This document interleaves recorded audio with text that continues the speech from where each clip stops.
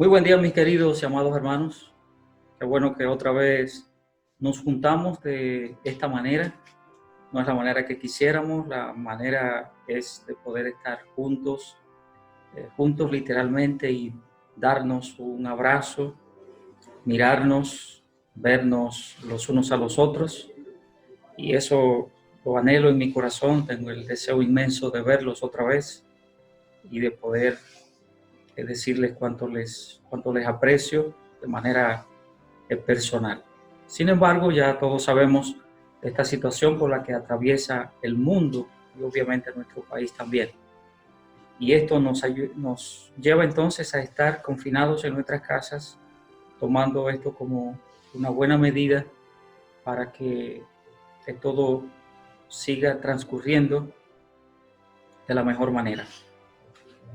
Quisiera, hermanos míos, suplicarles algo para que esto nos ayude a nosotros en términos, yo diría, hasta emocionales. En cada caso de catástrofe, y en este caso no es la excepción, siempre hay noticias buenas y malas. Les recomiendo que tomemos de manera particular las recomendaciones, las noticias que son las noticias oficiales. No se lleve de todo video que mandan, no se lleve de todo audio que mandan. Hay gente que tiene una especie de morbosidad con esto, de hacerle daño al otro, disfrutan el estar diciendo cosas que no son. Entonces, si hay algo que usted no lo ha corroborado, ni siquiera lo abra, ni siquiera lo lea, ni siquiera, no se moleste con eso. Porque esto lo que hace es que trae cierto grado de perturbación a nosotros. No lo lea ni lo difunda. No lo oiga ni lo difunda. Entonces, ya sabemos. Por otro lado, hermanos, sabemos que también situaciones como estas afectan la economía, que habrá pérdidas de empleos, personalidades de aquí y de allá que están ahora mismo enfermas de este virus. Y todas estas cosas provocan en nosotros ansiedad, provocan terror. Así que no permita que estas cosas le quiten el sueño, le quite el hambre. No permita que estas cosas lo perturben a ese nivel. Todas esas cosas van a pasar, todas esas cosas van a suceder. Pero con la ayuda de Dios, yo creo que usted sabe que esto va a pasar. Y usted y yo, como creyentes en Cristo, somos los primeros depositarios de la fe y de la confianza en que así será. Dios le bendiga ricamente a todos en esta mañana. Qué bueno que en el día del Señor podemos reunirnos, aunque sea de esta manera. Dios le bendiga mucho.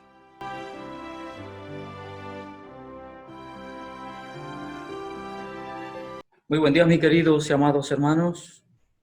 Les invito ahora a que abramos la palabra de Dios en el Evangelio según San Mateo, capítulo 8, y leeremos los versículos desde el 5 hasta el versículo 13. Permítame leer, antes de tener un momento de oración, esta porción de la Escritura que dice así. Entrando Jesús en Capernaum, vino él un centurión rogándole y diciendo: Señor, mi criado está postrado en casa, paralítico, gravemente atormentado. Y Jesús le dijo: Yo iré y le sanaré. Respondió el centurión y dijo: Señor, no soy digno de que entres bajo mi techo. Solamente di la palabra y mi criado sanará. porque también yo soy hombre bajo autoridad y tengo bajo mis órdenes soldados. Y digo a este ve y va, y a otro ven y viene, y a mi siervo haz esto y lo hace. Al oír Jesús, se maravilló y dijo a los que le seguían: de cierto os digo que ni aún en Israel he hallado tanta fe. Y os digo que vendrán muchos del oriente y del occidente y se sentarán con Abraham e Isaac y Jacob en el reino de los cielos. Mas los hijos del reino serán echados en las tinieblas de afuera. Allí será el lloro y el crujir de dientes. Entonces Jesús dijo al centurión: ve y como creíste te sea hecho. Y su criado fue sanado en aquella misma hora. Padre, gracias te damos en este día. Gracias porque tú eres nuestro Dios y a ti podemos acudir. Y tú, Señor, nos invita a que así hagamos, a que vengamos delante de ti, para tú bendecirnos y ayudarnos. Padre, en este día, Señor, queremos suplicarte e implorarte por la situación mundial por la que atravesamos. Y suplicarte de manera muy particular y muy especial, Señor, por nuestra nación, por nuestro país, para que tú le ayudes, le bendigas y permítenos, Señor, poder salir de esta situación con tu gracia, con tu misericordia, con tu guía, con el poder tuyo, Señor, y también la prudencia nuestra como ciudadanos y, por supuesto, el buen trabajo, Señor, que hacen las autoridades. Bendice todo, Señor, y te ruego que en esta mañana tú hables a nuestros corazones, hables a nuestras vidas y enséñanos, Señor, lo que tú quieres. Abre nuestros corazones y nuestras mentes, Señor, para recibir lo que tú quieres darnos. En el nombre de Cristo. Amén. Quisiera hablarles en esta mañana acerca del tema la prisión del temor y la libertad de la esperanza. La prisión del temor y la libertad de la esperanza. El Señor Jesucristo dijo en Juan 16:33, en el mundo tendréis aflicción. Así dijo el Señor. Pero el versículo no terminó ahí. Él siguió diciendo, pero confiad, yo he vencido al mundo. En la medida que se acerca la venida de nuestro Señor Jesucristo, se acrecentará la maldad y esto traerá aflicción. Definitivamente así es. Eso es lo que miramos todos los días, eso es lo que vemos que pasa en el mundo a cada instante. Los asuntos que salen de nuestro control nos causan angustia, nos causan temor. Una enfermedad catastrófica, un evento de la naturaleza, una situación económica profunda o cosas como las que vivimos en el presente con esta epidemia. El temor es una perturbación angustiosa que se presenta cuando corremos un riesgo real o imaginario. Esta historia del centurión que tenemos aquí en Mateo capítulo 8 nos enseña dos cosas básicas respecto a todo esto. Lo primero es que nos enseña acerca de esas situaciones angustiosas por las que nosotros atravesamos y que provocan en nosotros precisamente esos temores. Pero hay una segunda cosa también, y es sobre la esperanza que Dios nos ofrece cuando aparezca cualquier situación en la vida. No podemos quedarnos solo con el temor. Como este centurión no solo se quedó con la preocupación, no solo se quedó con la angustia de ver a su siervo que está muy enfermo, sino que dio un paso adelante. ¿Y cuál fue ese paso? Precisamente ese paso hacia la esperanza en Dios. Y es, creo, lo que usted y yo tenemos que hacer en esta situación presente. Sí nos causa temor, sí nos causa angustia, sí nos causa preocupaciones, pero no nos quedemos ahí. Debemos dar el paso siguiente, y el paso siguiente es la esperanza que Dios nos está mostrando. Y tenemos que caminar hacia allá. El temor es controlador. Por eso estamos como estamos. Y le decía hace un momento que debemos tener mucho cuidado con las cosas que oímos, porque oímos una noticia, de repente todo como que se vuelve estable, que no se oye tantas cosas y ya pensamos hasta que pasó el asunto, y de repente oímos entonces que alguien está contagiado, que se murió uno, que se murió el otro, y esto como que nos vuelve otra vez atrás y nos controla. El temor empieza entonces a controlar todo. Y allí es que nos sube la presión, allí es que nos quita el hambre, allí es que se nos quita el sueño y pasan todas esas cosas. Pero también el temor tiene una influencia transformadora. Recuerda el caso de Elías. Elías acaba de batallar con una cantidad de hombres que le servían al dios Baal y los venció a todos.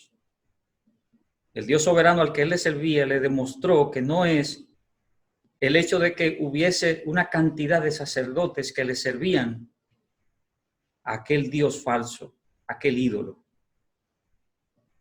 Pero a continuación leemos también que la palabra de Dios dice que este hombre ora para que caiga lluvia porque no había llovido durante mucho tiempo. Y llueve. A seguidas se encuentra entonces con el peligro de una mujer que lo persigue, Jezabel. Y Elías huyó, corrió, se metió en una cueva, salió huyendo. Porque precisamente ese temor que tenía tuvo una influencia en el que lo transformó de repente de ser un hombre espiritualmente victorioso y con haber hecho cosas que nadie puede hacer. Ahora de repente, una mujercita lo amenaza y sale corriendo. Pero no solamente esto, sino que también el temor se transmite fácilmente. Se transmite. Usted oyó algo y ya eso lo desespera. Usted oyó que pasó, que sucedió algo en tal sitio, en un país, en otra nación, o que pasó aquí en una de las provincias nuestras, y ya usted se desespera, porque eso se transmite, el temor se transmite fácilmente. Ahora, ¿cómo es que podemos nosotros movernos del temor a la confianza en Dios? ¿Cómo nos movemos de ese temor a la confianza en Dios? Leímos los versículos 5 y 6 y permítame leerle otra vez. Dice la palabra de Dios que Jesús entró en Capernaum y vino a él un centurión rogándole. Este centurión viene rogándole y dice el verso 6, diciendo: Señor, mi criado está postrado en casa, paralítico, gravemente atormentado. Lo primero es, para movernos del temor a la confianza en Dios, lo primero es que debemos llevar a Dios nuestras angustias. Nuestras angustias. El centurión fue en persona y expuso al Señor Jesucristo su problema. Pudo haber este centurión haber mandado a algún soldado de rango para que le dijera al Señor Jesucristo: mira, te manda a decir el centurión que por favor que atiendas una situación que tiene un siervo de él. Pudo haber hecho eso. No, dice la palabra de Dios en el versículo 5 que él fue a rogarle. Él fue rogándole. No hay una mejor manera de hacerle saber a Dios nuestros problemas que comunicárselo personalmente. Estamos en una situación ahora obligada de estar en casa para minimizar los efectos de esta situación. Y ahora es un tiempo maravilloso que usted y yo podemos aprovechar para orar, para pedirle a Dios, tener ese contacto personal con nuestro Dios. La palabra de Dios enseña tanto acerca de la oración, de siempre orar, de orar sin cesar. Es decir, que lo que Dios pide es que vayamos a Él con esos problemas que tenemos, con esos temores que tenemos. Dice la palabra de Dios, 1 de Pedro 5:7, dice Pedro, echando toda vuestra ansiedad sobre Él, porque Él tiene cuidado de vosotros. Eso es lo que debemos hacer ahora. Y eso es lo que Dios nos manda que hagamos ahora mismo. A tener ese contacto con Dios. A orar mucho, hermano, en casa. A orar mucho. ¿Tiene miedo ahora mismo? Mi hermano, mi hermana, ¿tiene miedo? Sé que hay muchos de ustedes que están temerosos y no es para menos. Llévale ese temor a Dios. Dile a Dios que tienes ese miedo, ese temor. No es pecado tener temor. No lo es. Pero si no es pecado tener temor, es una proeza confiar en Dios. Es una proeza confiar en tu Señor. De modo que lo primero, hermano, que debemos hacer es, en medio de toda esta situación y para cuando tenemos temor, no solamente por esta situación de la vida, sino por cualquier otra, recuerde que debemos llevar a Dios nuestras angustias. Lleva a Dios tus temores. Háblalo con Dios, porque eso es bueno. Va a ser reconfortante para tu espíritu, para tu alma. Pero no solamente la palabra de Dios nos enseña aquí que para movernos del temor a la confianza, debemos llevar a Dios nuestras angustias, sino que también, en segundo lugar, lo hacemos reconociendo nuestra insuficiencia delante de Dios. Versículos 7 al 9 de nuestra cita bíblica de Mateo capítulo 8, la palabra de Dios dice, y Jesús le dijo, yo iré y le sanaré.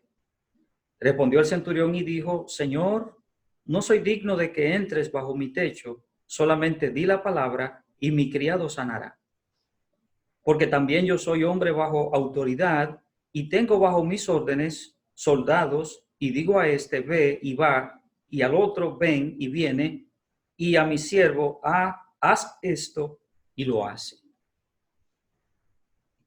Lo segundo que este hombre hizo no solamente fue llevar a Dios, al Señor Jesucristo, sus angustias, sino que reconoció su insuficiencia. Este centurión, recuerde, era gentil. El Señor Jesucristo es judío, hebreo. Y no ignoraba este centurión la limitante que había por nacionalidad. Judío y gentil no se juntaban. Ya usted sabe cuál era la opinión de los judíos acerca de los gentiles. Cómo los descalificaban y cómo les tenían al menos. Esa era una realidad. Obviamente el Señor Jesucristo no pensaba de esta manera porque Dios no piensa. Dios, bueno, dicho sea de paso, siempre les digo, Dios no piensa, hermano, porque no es necesario. Dios no está limitado a esas cosas. Pero para Dios no están esas limitaciones de que hay una nacionalidad o hay otra, que una es mejor y que otra es peor. Entonces, para el Señor Jesucristo no había ningún problema y por eso le dijo, yo iré y lo sanaré. Yo voy y lo sano. Pero él sabía, por un lado, esta situación y por otro lado, él sabía también que el Señor Jesucristo era el que podía resolverle su gran problema. ¿Sí? Y eso es bueno. El hecho de que él supiera que eso era de esa manera, era la clave para él poder mitigar esta necesidad de su siervo. Otra cosa, el hecho de que él es un militar de alto rango y que no se puede poner a la par con el Señor Jesucristo, sino que él está reconociendo la autoridad de Cristo por encima de su autoridad. Es decir, tu autoridad divina no se compara con mi autoridad terrenal. Cuando estamos diciendo que él está reconociendo su condición delante de Dios, era sabienda de que él tenía todo esto y que hay cosas que irremediablemente él no podría. Y qué bueno es reconocer estas cosas delante de Dios. Qué bueno es que entendamos lo que implica y lo que significa humildad. La Biblia resalta la humildad en toda ocasión. Dios resalta la humildad en toda su palabra, desde el Antiguo Testamento hasta el Nuevo Testamento. Dice en el Salmo 147, el versículo 6, que Dios exalta al humilde. Cuando tenemos temores y vamos a pasar de ese temor a la esperanza, a la confianza en Dios, lo primero es, otro ingrediente es que debemos ser humildes y reconocer nuestras limitaciones delante de Dios. Los tiempos de angustia son tiempos para humillarnos delante de Dios. No pelear con Dios, no rebelarnos contra Dios. Y como algunos hacen, hasta echarle la culpa por nuestros infortunios. No. Es momento de reconocer su grandeza y nuestra insuficiencia. Para eso se necesita mucha humildad. Y tú y yo necesitamos en este momento de postrarnos delante de Dios, darle la gloria, la honra a Dios y decirle, Señor, somos insuficientes. Esto se salió de control y solamente tú puedes ayudarnos y encaminarnos. Pero hay algo más, no solamente el hecho de que pasar, cómo vamos nosotros a movernos del temor a la confianza, a la esperanza en Dios, no solamente es llevando a Dios nuestras angustias, no es solamente reconociendo nuestras insuficiencias delante de Dios, sino también creyendo que Dios intervendrá. Creyendo que Dios intervendrá. Versículos 10 y versículo 13 dice la palabra de Dios de Mateo capítulo 8, nuestra cita bíblica donde estamos. Al oírlo Jesús se maravilló y dijo a los que le seguían, de cierto os digo que ni aún en Israel he hallado tanta fe. Y dice el versículo 13, entonces Jesús dijo al centurión, ve, y como creíste, te sea hecho. Y su criado fue sanado en aquella misma hora.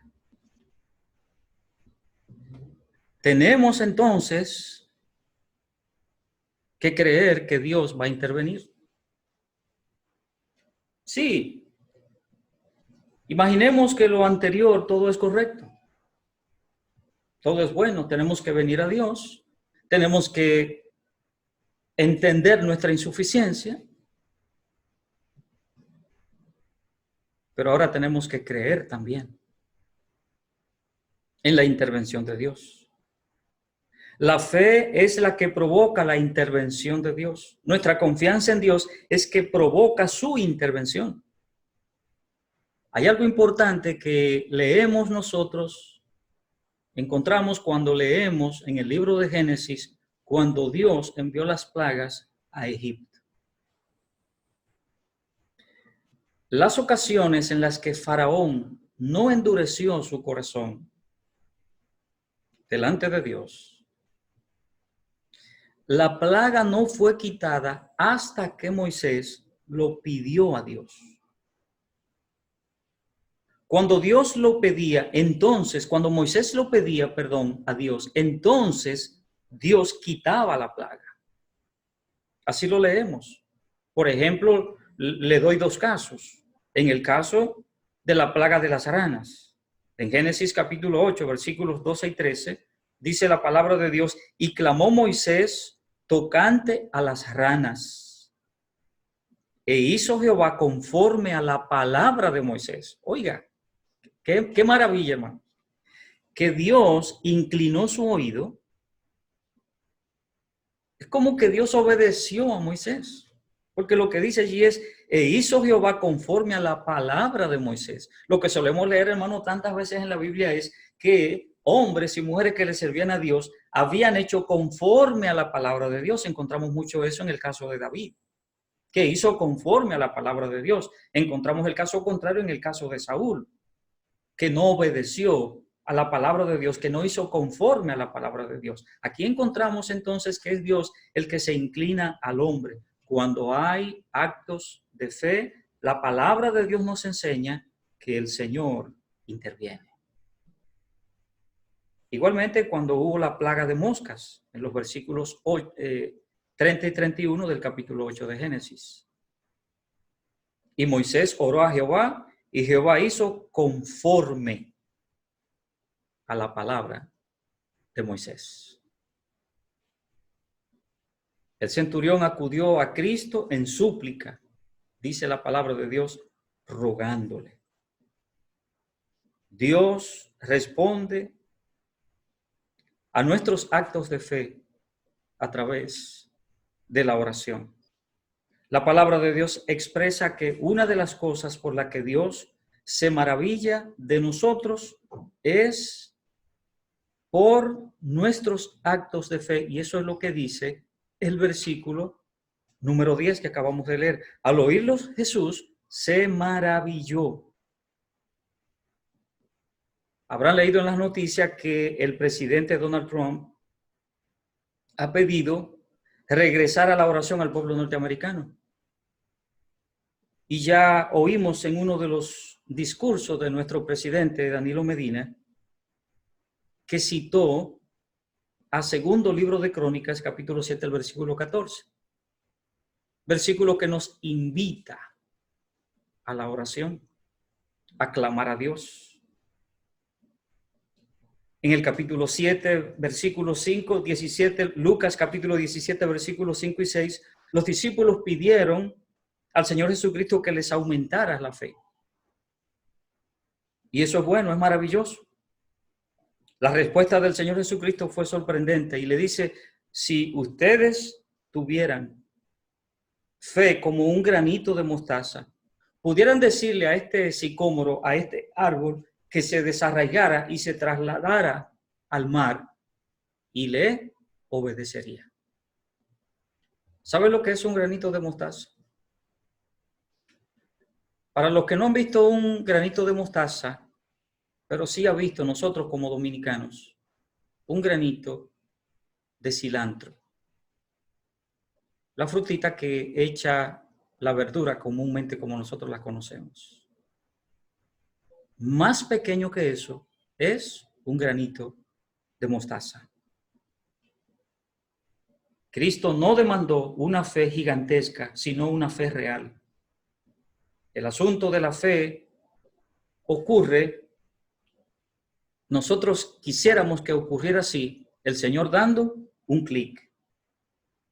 Como todo lo que nosotros queremos el día de hoy. Un clic y ahí está. Y eso es lo que se nos vende. Todo está al alcance de un clic. Hasta el matrimonio ya es así. Hay páginas de internet para buscar esposo, para buscar esposa.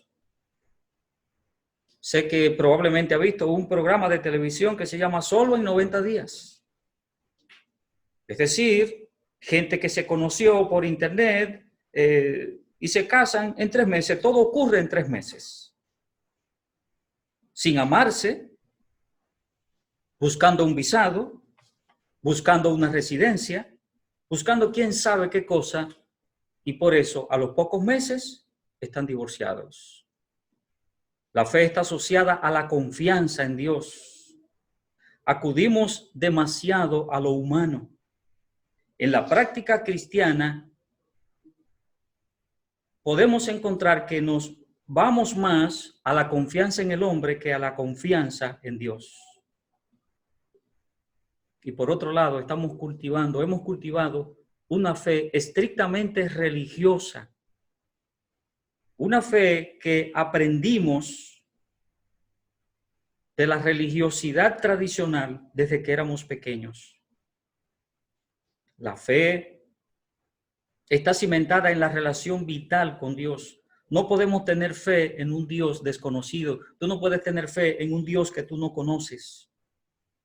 Recuerda lo que dice Mateo capítulo 8, el versículo 8 de nuestra cita bíblica. No tienes que ir a mi casa. Solamente di la palabra y mi criado sanará. Fue la expresión de aquel hombre. La palabra de Dios dice en segundo libro de Reyes, capítulo 18, el versículo 5, hablando acerca de Ezequías, dice la palabra de Dios, en Jehová Dios de Israel puso su esperanza. Ni hubo, ni después, ni antes de él, hubo otro como él entre todos los reyes de Judá. ¿Y sabe por qué se distinguió? Por haber puesto su fe, su esperanza, su confianza en Dios. Dice la psicología que el primer miedo que todos los humanos compartimos es el temor a la muerte. Y esta situación mundial está sembrando este temor, este tipo de temor. Mientras el temor nos pone en prisión, la esperanza en Dios nos liberta. En Jehová, Dios de Israel, puso su esperanza, dice la Biblia, acerca de Ezequías. Amado hermano, qué bueno sería que pasáramos del temor que nos inunda ahora mismo, saliéramos de allí a la confianza en Dios. Dobla mucho tus rodillas, lee mucho la palabra, oye mucho las cosas de Dios, conversa mucho las cosas de Dios, pide a Dios que te aumente la fe. Y recuerda que Dios lo que está pidiendo es que la tengas, no inmensa, que aunque sea pequeña, pero real. Dios te bendiga.